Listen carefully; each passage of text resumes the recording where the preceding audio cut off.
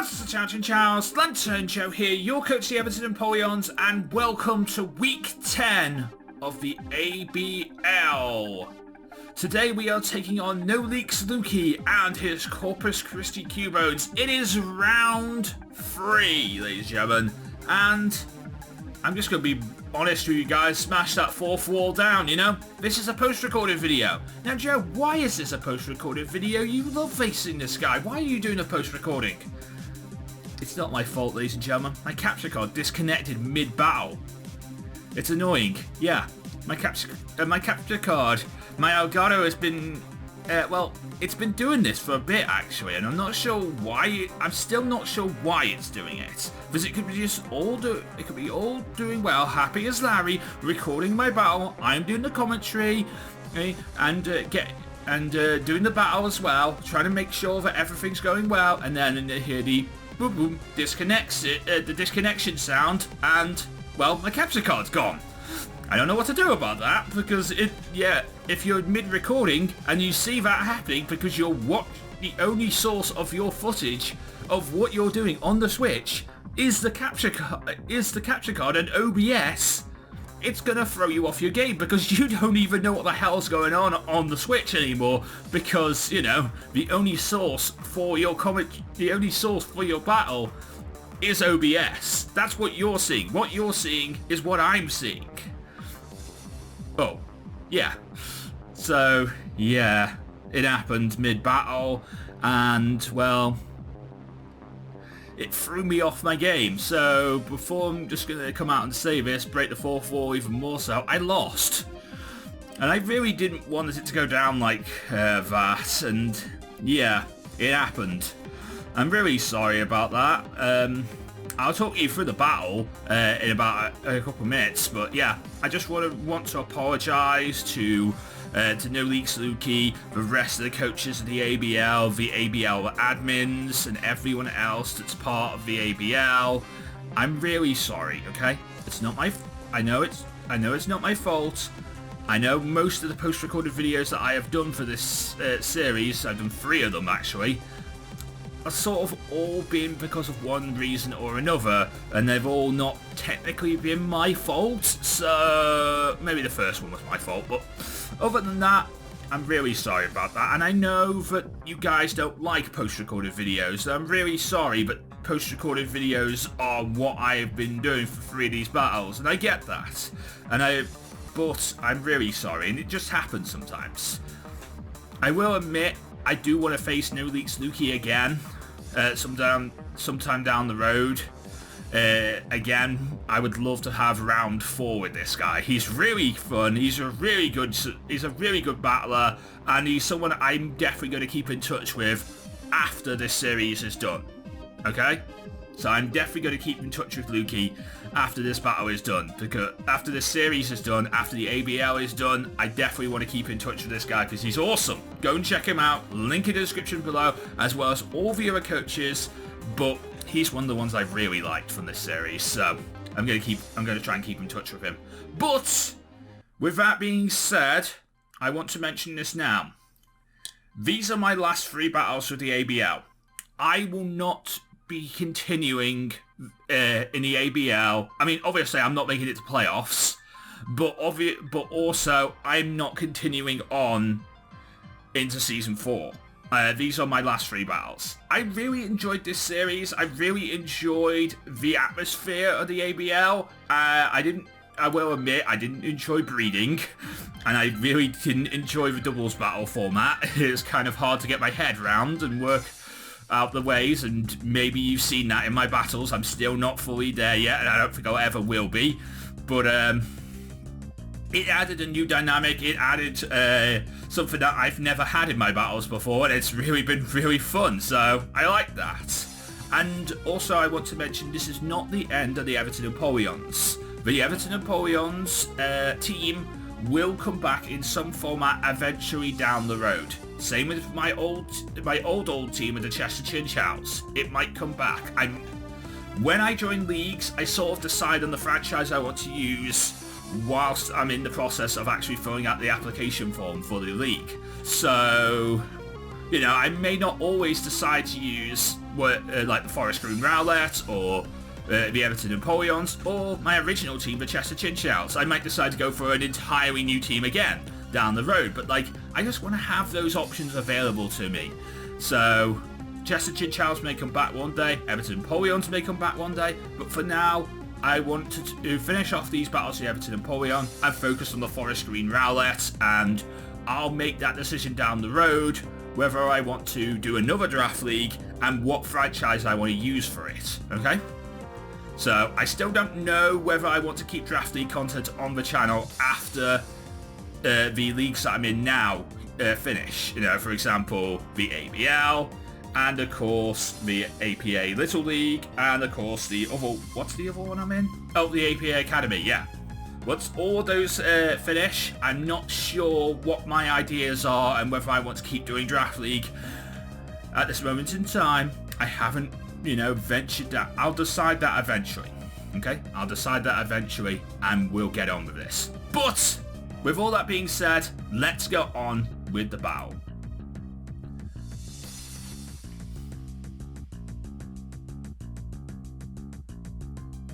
So we are looking at this from my opponent's side because he has a full recording. I don't have a full recording of the battle because mine disconnected halfway through the battle. We can see he starts with a Claydol and of course Rotom Wash. I'm starting with Nightwall, my Umbreon, and Racket, my Noivern.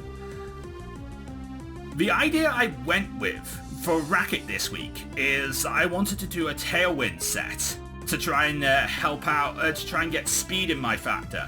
But as you guys will see, it's not really the best. It's a good idea, don't get me wrong, it's a very good idea. It's just not the best idea because this Claydol, it's a weakness policy Claydol. I didn't realise it was weakness policy until he had actually bought it out and used it, and well, yeah, I attack it. I set up the Tailwind here with Racket, which I think was actually a rather good idea. But I foul placed the Claydol, and that was sort of a bad idea really, because, well, weakness policy. Yeah, didn't realise weakness policy was on the Claydol, and it sort of hurt me. Yet again, this is a Screens Play Rotom, by the way. Yeah, Screens Play Light Clay Rotom. Goes for the Ice Beam, Racket gone, turn 1. Not the best thing for Racket. I did have more plans for Racket further down the road. It was going to sort of be a Tailwinder throughout the entire thing. That was my plan for Racket this week, and sadly I didn't get to do what I wanted to do. I mean, the Tailwind does help quite a bit during this battle, but not the way I wanted it to. I wanted it to continually help throughout the battle. That's what I wanted anyway. It didn't pan out the way I wanted it to, but it was a good idea. It was a good bring. It was a good idea. It was a good bring. I still admit to this day it was a good bring. Here I'm bringing out Jelly Baby. I was sort of unsure what to do. I wanted to get rid of the Claydol immediately, so my idea was to bring out Jelly Baby. I wanted to see if he'd double team me. I also was looking for Shadow Ball on his moveset because I thought Shadow Ball would be a very scary thing for him to bring. So I was thinking like, he's going to bring Shadow Ball. I'm going to get destroyed by this thing. So what I'm going to do is I'm going to max guard. And as we can see, he is trying to double into me. He had Dark Pulse on the Rotom, and of course Earth Power on the Claydol set. So he is trying to double into me. With Jelly Baby again. Everyone does this. I don't know why. I want to use Jelly Baby so much. I max guard, by the way, because I know that he's going to do... I thought he was going to double into me. And of course, I foul plays with Umbreon to get rid of this darn Claydol, so people stop doubling into me. It's so goddamn annoying. Please stop that. I want to use Reuniclus, but nobody lets me use this thing because everyone's so scared of it. It's kind of annoying. It's kind of annoying that everyone's so scared of a Reuniclus that no one lets me use it.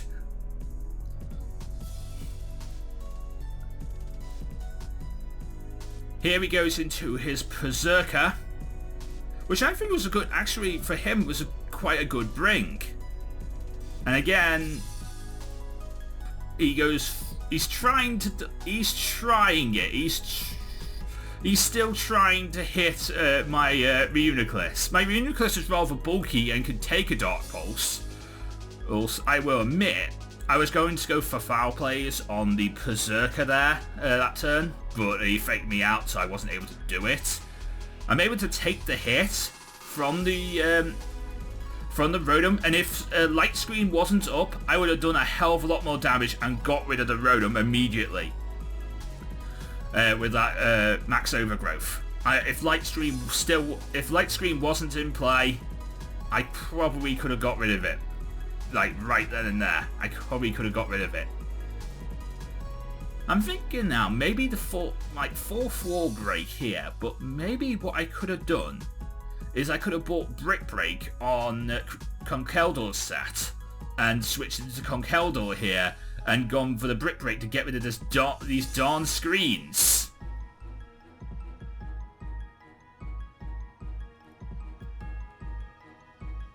Maybe I could have done that. That would have been a play that I possibly could have done. Maybe, I don't know. It's an idea that I've just had, like scatterballing ideas mid-recording, but maybe it could have worked.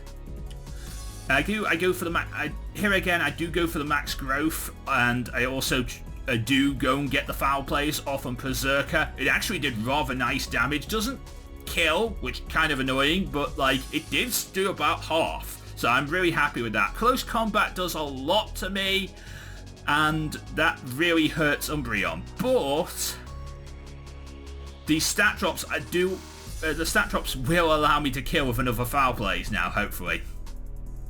And of course the Max Overgrowth destroys of the Rotom Wash, which I was very, very happy about too, so it was very good to get rid of that Rotom Wash, because Screenplays is really annoying. It's a really good strat by Loki, and I really don't like it, but yeah, it's a thing he does, and it's a good play. It's a good bring. Don't get me wrong, it's a very good bring. It's just very annoying. Just very, very annoying. We are waiting for all the turns to sort out. Here the Tailwind peters out, so sort of all of my ideas sort of petered out with the Tailwind. I will admit it wasn't the way I wanted it to bring, but it was a good idea, and I will full out say Tailwind was a good idea on my behalf. And I'm still learning. I undemaxed this turn from my Reuniclus set, which is okay, I guess. He's trying to go for the Cross Scissor on my Umbreon, which kind of the thing, kind of a good idea in his way, good bring. It's probably going to take down my Umbreon this turn. I did try and go for the foul plays on Berserker again because I wanted to get rid of this darn Berserker. Sadly, he does get rid of my Umbreon. And the U-turn does do a lot of damage to my Reuniclus set. With Reuniclus, I was trying to get rid of I was trying to do a lot of damage to the Hawlucha. I also bought Focus Sash for acrobatics to deal with, so I could actually get off a Rock Slide on from Conkeldurr as well. Because if I needed to use Conkeldurr, I had a way of bringing Conkeldurr in. I don't want to bring Conkeldurr in against Hawlucha, but I had an idea for it just in case. I will admit I had an idea just in case, but I didn't want to use it that way. I also didn't want to rely on a highly missing move in Stone Edge, which is what I originally had on the moveset. I changed it right before the battle to Rock Slide because I thought to myself, I'm going to miss a hell of a lot and it's going to cost me. So I'm going to bring Rock Slide. And Rock Slide hits both Pokemon in doubles battle, so it might do some damage. It might be good. Problem is, spread damage. Not the best idea, but it's a thing. I will admit. Here I go into Marwile. And Marwile's idea was to... my idea with Marwile was to hopefully hope that I'd be able to get off a turn and crunch the Chandelure. But sadly, Marwile will never live a flamethrower. No matter what I do, Marwile can never live a flamethrower unless I bring like the berries.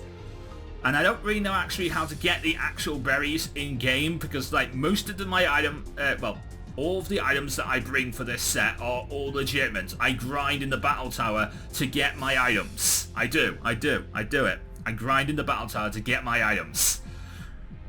Which I don't do for the for my overdraft leagues because I can gen there.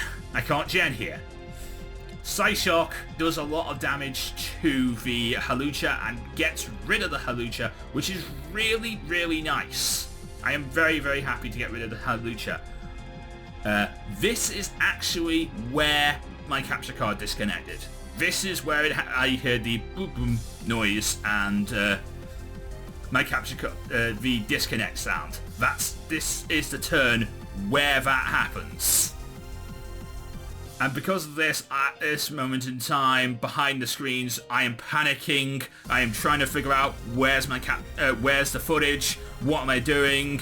You know, am I still recording and all this other stuff? And trying to figure out what turn, what I should be playing, what rule, what I should be doing. And because of all this, I sort of lose out. I sort of am struggling and trying to figure out what to do at the exact same time, and sort of here's where I accidentally throw the game. Big Dunk was going to go for an Earth Power to deal damage to the Chandelure. I guess I could have gone for... If I still had Stone Edge, this would have been the turn, because I do live the Flamethrower. And I could have done the damage to... I could have done the damage to that... I could have done the damage and lived the Flamethrower. I could have done the damage and Stone Edged if I'd still had Stone Edge. Here he U-turns into Dreadnought, and that sort of is the end of the battle, really. I did go for the Earthquake to sort of do some damage to the Chandelure. It probably would have been a better idea to keep Stone Edge now, breaking the fourth wall, because if I'd hit the Stone Edge, I might have killed him. I might have killed the Chandelure, and it probably would have set him to a panic. It probably would have made him panic, which would have been rather nice. This Dreadnought set, though, that is another weakness policy set, and it's another great bring on his behalf, and it's a very scary mon to deal with. I bought Roserade for it.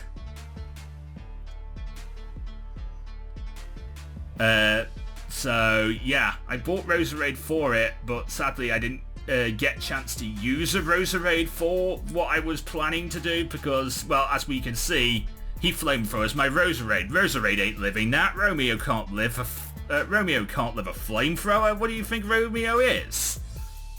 And because he's a Choice Scarf Chandelure set, I don't outspeed even if I'm a Choice Scarf Roserade. So I'm not able to get off what I want to get off. So if I bought Stone Edge, I could have got rid of the Chandelure before it became so critical to me, and it could have made it at least a 1-0. And Romeo would have still been able to get off an Energy Ball on the Dreadnought set. But of course, the Flamethrower kills Romeo, one-shots him, and the Max Rockfall destroys a Big Dunk, and that's the end of the battle. So, yeah, not the best plays from my behalf, but there were strategies I bought and ideas I had that could have worked out rather nicely. I will admit there were strategies I bought and ideas that could have worked okay. It's a shame what happened, and it's a very big shame that I lost my capture footage, my original capture footage, mid-recording. So you guys didn't see it from my side of the field. You guys saw it from Lukey's side of the field. And I do thank Lukey for actually allowing me to use his footage for this, so I could at least give you guys a video. So thank you very much for that, Lukey. I would love to fight you again sometime down the road. Next week, who do we take on? I think we take on the Oh, is it the Fundoris? No. Who do we take on again? I know it's somebody, but I can't remember who we take on again. Let me go into my page, see if he... Here we go. So it's week 11. We are taking on the Trenton Trevenants. There we go. We are taking on the Trenton Trevenants. And again, we have faced this team before. We faced them all the way back in I think it's like week 2 or 3. And it was a 3-0 on his behalf. So it's going to be rather interesting to face this guy again. I think it'll be a rather good match. I think I may have figured out where I went wrong in that original battle. I might have to watch the original footage again and figure out where I went wrong with that battle and see if I can find a way to make it a better battle for you guys and see what happens. But I would like to say thank you to all the coaches of the ABL. Thank you for allowing me into your competition. Of course, thank you to the admins for also allowing me in. Of course, also thank you to my viewers who watch this series. Thank you to No Leaks Loki for giving me an amazing series of battles. It's a shame it ended the way it did, but thank you so much for the battles. They were awesome, and I'd love to battle you again somewhere down the road. But we will honestly see if that ever happens again. But thank you very much for watching. Until next time, I am Limestone Joe, your coach of the Everton Empoleons, and we will see you again in the ABL next week. Join us for that. But until next time, I'm Limestone Joe. Mean to let Pokemon get to Lazar. Everybody get Pokemon. Good night!